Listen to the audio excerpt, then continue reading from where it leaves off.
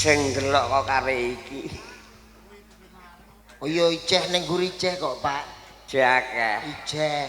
Jajal ngene go kowe dak roh. Akeh sing do mulai. Pripun mirsani teng mriki kalih teng lapangan sekeca pundi, Mak? Sekeca teng mriki. Iya, ana kene aspalan cor-coran. Ning kono suket blek-bloko di anu telasari terpal ngembes. Ngrebes ijeh nerocok-nerocok ya, Pak. Alhamdulillah matur nuwun karo panjenenganipun Bulurah saha Bapak Panitia, Ibu Panitia ingkang sampun nimbali ketoprak siswa budaya. Ya ancen ngene iki le ndeloke ya jam semene ya karek iki wong sesuk ijen ndelok aluna. Lho, sesuk ijen ana laluna, Pak. Ijen ana STS barang nggih, Pak. Ijen ana romansa barang. Walah akeh tenan tontonane ya, Pak. Aku dadi wong kene ngono malah minggat. Adek minggat gene. Lho wong tarikan ururan ratik bae nare. Lerah piye urunane pira, Pak? Lho ora roh nek tanggapane dak ketara ah. Oh, gede-gede tak ya, Pak ya. Tanggapan Kabupaten Desa ya barongan. Lah wong Blora ya tetep nguri-nguri budayane barongan utawa tayub. Ora kaya nang kene Kabumi setahun sepisan geden-gedenan. Mbek ana ketoprak ngene iki lah ramene ra karuan ijeh kalah kok le. Kalah karo apa, Pak? Kalah karo son horeg. Lho anak son horeg barang, Pak. Ning kono-kono. Nak piyai kene moh kalah moh nanggap son horeg nanggape dangdut. Dangdut ra ana wonge ana penyanyine personile. Luwih cetha ya, Pak ya. Luwih cetha. Nak son horeg iku lapo wong nanggap swara. Swara tok dionekno dibanterno malah dadi budak. Malah ape jebrolno jantung wae kok. Muji syukur dumateng Allah Subhanahu wa taala. Ibu Lurah, kowe ngerti jenenge, Mang? Ibu Lurah Sri Handayani. Iya. Sri Handayani kuwi anggere ngerti kok bungah lho. Oh, nek ra bungah piye aku anggere apal iku lah seneng mbah. Bu Sri Handayani iki. Kelairane tahun 2000 kok le napa? Lho kok roh ke, Pak? Lho ndelok jenenge kuwi apik. Jenenge Sri Handayani. Iya wong jeneng kan dibagi werna telu. Jeneng priyayi, jeneng priyayi, jeneng kiai, jeneng tani. Nak jeneng priyayi, jeneng priyayi, Pak. Contone Sri Handayani. Iku jeneng priyayi ya. Cara lanang ya Budi Santoso. Budi Santoso. Eko Waloyo. Eko Waloyo. Sri Lestari nek wedok. Iku nek jeneng priyayi ya, Pak. Iya. Lah nek sing jeneng kiai, Pak. Kiai ku berbau Islam. Berbau Islam. Contone laire sasi poso ya Muhammad Ramadan. Rehan Romandona ngono ya, Pak ya. Iya. Terus cara wedok ya Nurul Inayah Hajah Ro. Berbau Islam. Dhewe karo jeneng tani. Lah nek jeneng tani, Pak. Jeneng tani ku angger laire ngatpon ya jenakno ngaspan. Ngaspan. Setu Kliwon sapon. Jemuah Legi Jumadi. Jumuah Paing Jumain. Ngono Gatoloco nalika semono jenenge Gatoloco sak-sake ning slamet. Sing penting slamet. Iku taun sadurunge 2000. 2000 medun ya, Pak. Iya, 90 medun.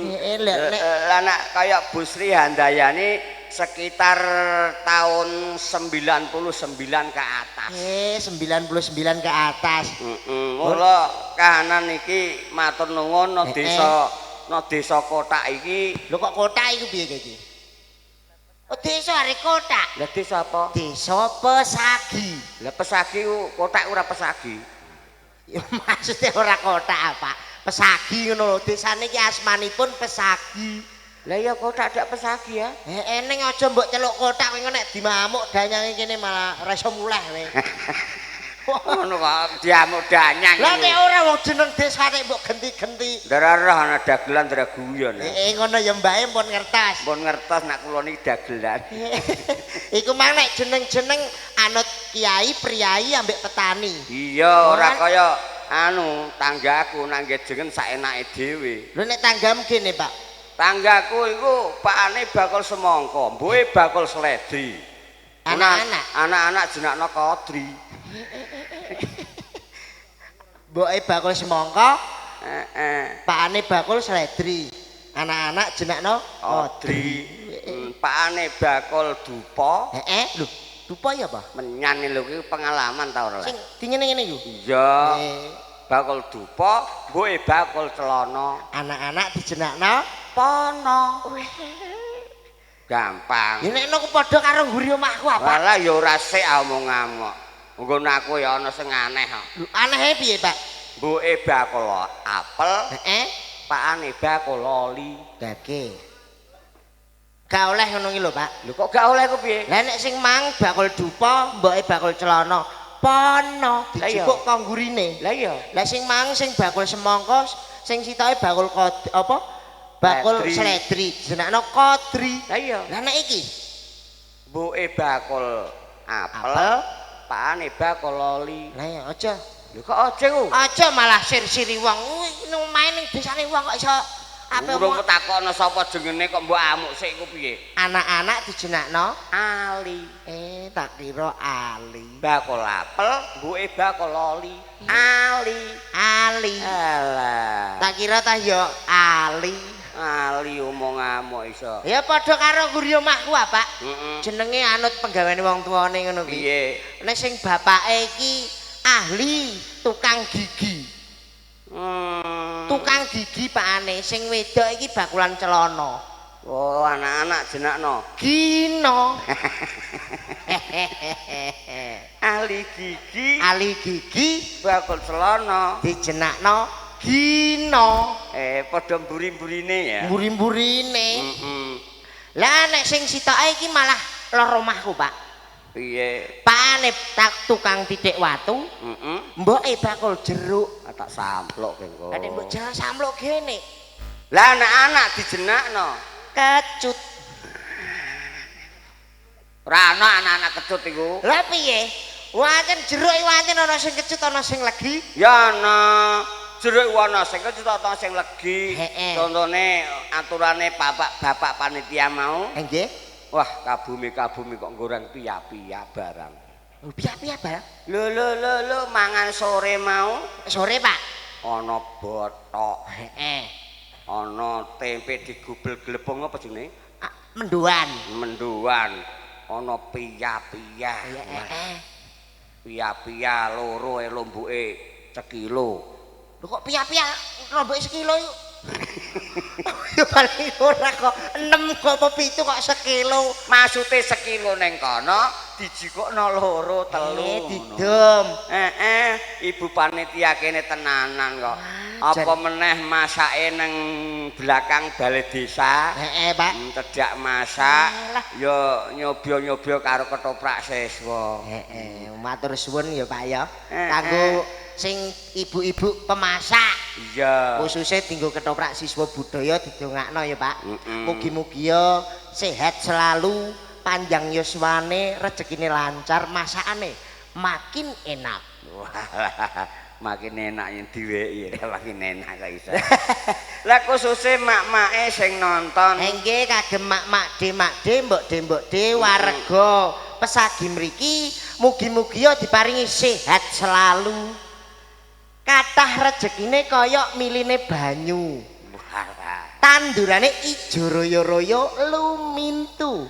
Seumben nek panenan melimpah ruah. Amin Allahumma. Alhamdulillah. Ndongakno ngono ku sampean percaya, Mak? Wong ndek rezekine ya sendet-sendet perkara kalah slot. Kok nanti mbok omongno wong kene iku lho, wong hiburan kok. Hiburan. Wah ora apa-apa, hiburan. Iku jeh selot kan permaine wong-wong. Iya. Lah daripada kowe. Lah apa? Wah, permainan adik sing tidak dibolehi Indonesia. Apa? Togel. Ora masalah. Kok ora masalah iki piye? Oh. Togel iku dilarang, Pak. Ya aja wis dilarang wis prei. Wis prei. Prei dadu ranto. Dadu ranto. Ceki ranto. Heeh. Tombok togel ranto. Ranto. Saiki aku bandar. Lho, bandar. Malah bandar. Iki mang dienggo paweling-weling warga mriki ya, Pak. Heeh. Aja nglakoni hal ala sing ngono kuwi. Ora iso dicontoh kanggo anak putune. Ora iso. Pokoke mergawe apa anane sithik akeh disyukuri. Pokoknya desa Pesagi kedepannya lebih maju. Amin. Apa Pesagi? Pesagi. Pesagi. Penuh kasih sayang. Penuh kasih sayang. Penuh tanggung jawab. Penuh keikhlasan. Wah iya. Cah kene Penuh tanggung jawab, penuh kasih sayang, penuh keikhlasan. Nah, penuh. Pokok penuh iku anggap ngisi banyu apiye penuh-penuh. Aku ora iso. Sakinah mawaddah warahmah. Kanggone warga kene uripe karo bojone sakinah mawaddah warahmah, urip-urip ayem. Dadi keluargane sakinah mawaddah warahmah. Kaya mimilan mintuna. Kaken ninen. Nah, urip-urip bebarengan sampai somben ajal menjemput. Sing terakhir giat oleh mergawe. Giat oleh kerja. Giat oleh open-open anak bojo. Giat nyambut gawe pertanian, perkebunan, peternakan, perikanan. Wah kabeh iku mang kegiatan apa ae sing dilakoni bapak-bapak kene dienggo ngopeni anak bojo ning omah. Anut kebisane masing-masing. Seneng tani ya monggo tani. Sing tani ya tani. Seneng perikanan monggo perikanan. Perikanan mara juwana. Seneng peternakan monggo peternakan. Sing bapak-bapak pegawai negeri, mugi-mugi ya munggah pangkate, munggah bayarane. Nah, amin. Nek ngene iki somben ditanggap neh ngene aku ya seneng malah. Ditanggap neh, Pak. Mbah aku ya ora roh. Taun ngarep menawa wong jenenge wong nek menawa wong kabumi ku dak angger taun Angger taun. Nek kowe ditanggap seneng. Lho, ya seneng Aku gak seneng kok, Pak. Berarti ra seneng piye? Marai pikiran tok aku. Wong atiku wis bahagia selalu kok. Malah mbok gawe pikiran sok taun ngarep iku piye iki? Maksude piye? Lho ora sok nek sik dina-dina iki ora apa-apa nek prei, Pak. Sasi ngarep ora apa-apa. Lah nek taun ngarep aku dok rondok was-was mikir jero. Lha mikir jero iku piye, Lek? Lho nek aku ndagel karo sapa? Lho ya karo aku Kowe ku jeh urip. Lho. Tak platok sisan kene malah. Lho mboten ngocong nggih, Mbah. Mboten mawas wong umur iki lho wis pira? Umurku wis 54. Bar 54, 55. Lah terus 56 terus swidak. Swidak 5 terus 70. Nek tutuk. Lah nek ra tutuk ape ngojek kae. Mbok anggap ape klencer kok ngojek barang. Wong ndongakno pane ku ya kudu sing apik ngono. Kudune sing apik ya, Pak ya. Muga panjang yuswane lumeber piyai kene kabeh. Amin. Piyai Pesagi kabeh muga panjang yuswane. Sehat awake. Amin. Lho nek ra sehat awake ku jaman saiki penyakit-penyakit telecek. Penyakit leceh, Pak. Ya umur 40 ngono 40 munggah wis ana asam urat. Wis ana kencing manis. Wis ana kolesterol nang gulu cengek. Walah, marik-marik ya, Pak ya. Lho iya jaga saling menjaga kesehatan ya, Mak ya. Ben panjang umure. Makanan dan minuman harus dijaga, Mak ya. Pokoknya diwaca dhisik saurunge maem utawa ngombe. Oh, amasam resep dokter piye? Lho kan ada ora resep dokter iki nggo kesehatane warga Pesagi kene. Ngono. Lah nek ora didelok expired keracunan ihnil mampus alias isdat and mudar. Ini mampus isdat mudar. Oh mbok arani kabeh ku piye? Piye? Omonganmu kok iso.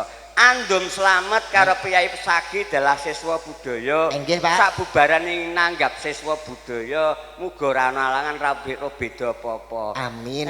Mas Dodok ditekakno rene kanggo mangaya bagya utawa hiburan bengi iki. Ngiburi warga sing tasik mirsani ya, Pak. Monggo Mas Dodok. Anyepel lah. Tak bacok silang. Ngantek metu keringet sak timun-timun iku. Ini ku jenenge panas, Bro. Sumuk, Bro. Ora umum lho. Sing delok iki ndi? Lho, Sing delok mbok takoki sing delok lha. kowe pengen sing delok sing roh. Akeh nang nguri lho. Ning guri je pirang-pirang. Akeh sing muleh. Akeh Ora sing muleh. ketok iku wong delok iku butuhe ketok apa didelok bloko. Akeh iku lho. Plastike. Lah akeh pasti dak lelah, ya maune mulo ya yen lautan wong. Lautan. Ngumpuk nek tengah. Ya nek Koyo saiki sak lah pondok, kono sak pondok, kaya tanduran kurang urea. Ora rata leh Korea. ya ora rata. Ora apa-apa wae wis setengah telu. Wayah istirahat. Setengah Mas telu Dodok. sik kok iso roh nek setengah telu. Lek jam ah. Ora ana jame. Maune dak nggon jam-jam wis tak dol. Nek mbok dol gene. Maune nggon jam. Heeh. Iki wis tak dol. Nek mbok dol gene. Teter ah. Teter kok payu didol iki. Lho, wong jam lek tuku murah nek dandane larang. Tukune pira? 50.000. Dandane. Nek 400. Tuku 50 dandane 400. Lho wong dandakno ping 400 soalé. Alok gua ae gecek watu. Lah iya terus teter tak buatno kali.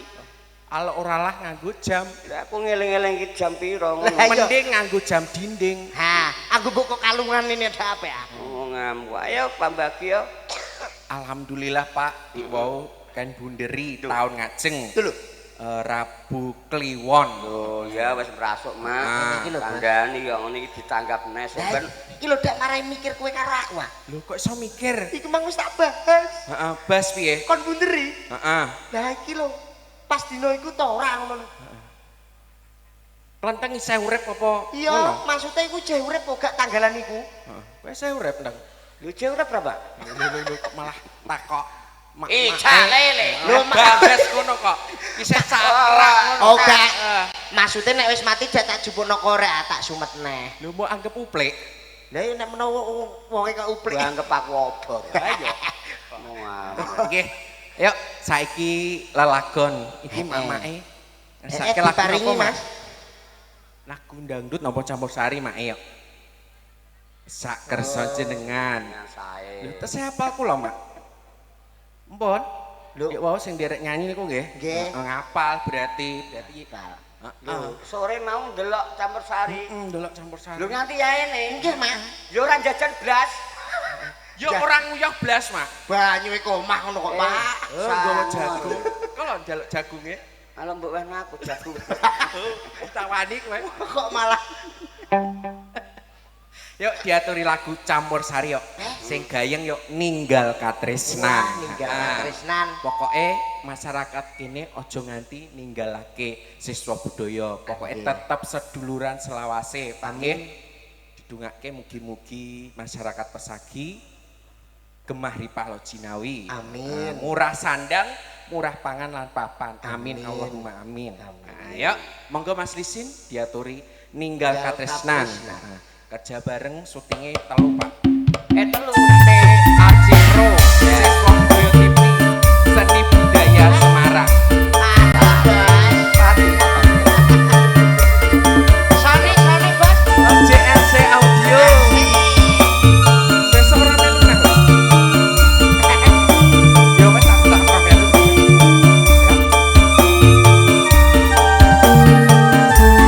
Siswa budaya.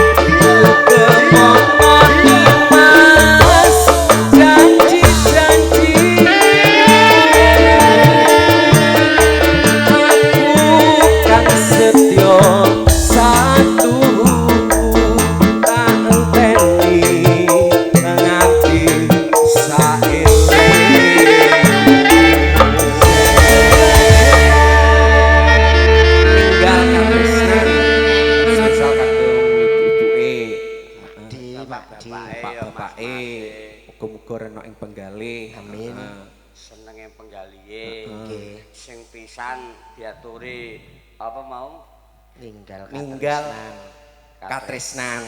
Sing pindho diaturi yuk. Ayo Diaturi apa? Ninggal katresnan. Iki mang wis batak wis bari Pak. Wis. Lagu yang kedua Lagu yang kedua ninggal katres. Yo.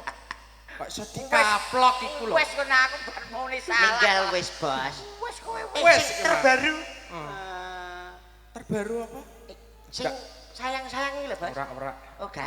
Isih lawas Sing lagu iki. sing saru lho. Apa Apa saru? nek saru? PAK. Ya. Suwado bledas ya. Ora ngono. Sing bener PP apa?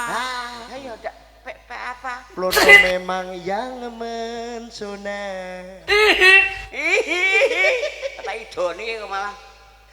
Heeh, diaturi mak nggih. Diaturi. Dangdut nggih mak nggih. Ayo. Bener tuh ngelek ya Pak. Gadis manis Sulawesi. Kalimantan. Kok Kalimantan. keprok, sithik-sithik keprok. Kalimantan. Oh, yo malah aneh-aneh ae. Kalimantan. Tak pecat kowe kok. Lho kok Sulawesi iku lho. Apa sing bener? Kau Kalimantan.